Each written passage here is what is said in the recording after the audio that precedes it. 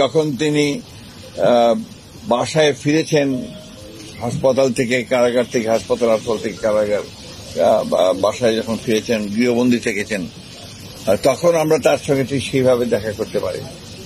পরবর্তীকালে যখন তিনি মুক্ত হয়েছেন তখন আমরা তার সঙ্গে এই ঈদের দিনে আমরা সৌজন্য সাক্ষাৎ করতে আসি। এটা আমাদের সকলের জন্য, বিশেষ করে জাতীয় স্থায়ী কমিটির আমরা যারা সদস্য আছি তাদের জন্য এটা আমাদের একটা অত্যন্ত আনন্দের মুহূর্ত, আনন্দের ক্ষণ।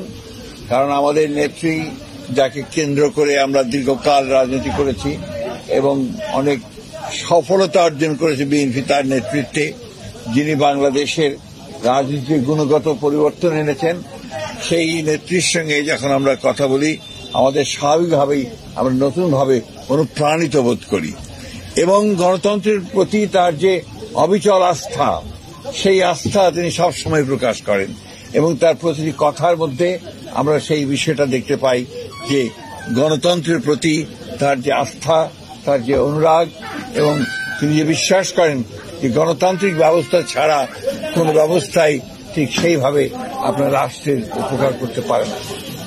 আমরা সেই নেত্রীর সঙ্গে আজকে দেখা করেছি, সবাই সন্তুষ্ট চিত্তে এখন ফিরে যাচ্ছি। আরো কয়েকজন সিনিয়র নেতারা আছেন, সঙ্গে দেখা করবেন।